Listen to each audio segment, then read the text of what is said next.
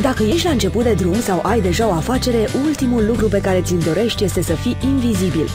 Cum poți atrage noi clienți dacă ei nu știu că existi? Bizu dă companiei tale vizibilitatea de care ai nevoie. Indiferent dacă ești membru gratuit sau Max Member, Bizu ajută compania ta să crească rapid. Poți începe cu membru gratuit. Apasă butonul Înregistrează-te de pe prima pagină și creează-ți un cont. Urmărește cei 3 pași simpli de la înregistrare și completează profilul companiei. Odată aprobat profilul companiei, poți publica produsele tale din secțiunea Contul meu. Produsele companiei tale vor fi afișate pe Bizu, singurul site din România care te ajută în afaceri. Compania ta va fi vizibilă zilnic pentru mii de clienți potențiali.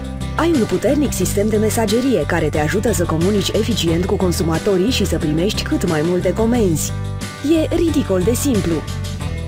Crește-ți vânzările cu Max Member. Un Max Member este un membru Bizu cu avantaje excepționale. Un website propriu cu multiple posibilități de personalizare, precum și un subdomeniu gratuit. Prezentări video ale companiei sau prezentări panoramice ale produselor pe care Bizu va fi încântat să le realizeze. Produsele unui Max Member vor fi mereu în topul căutărilor, mereu în fața membrilor gratuiți. Un Max Member poate avea de până la 10 ori mai multe produse la afișare pe site-ul Bizu și multe altele. Toate acestea fac ca un Max Member să aibă în medie cu 80% mai mulți clienți potențiali și cu 65% mai multă credibilitate decât un membru gratuit. Bizu.ro e tot ce ai nevoie ca afacerea ta să aibă succes online. 1. Te ajută să fii vizibil și să-ți promovezi produsele eficient. 2. Te ajută să-ți creezi un site web și să vinzi mai mult.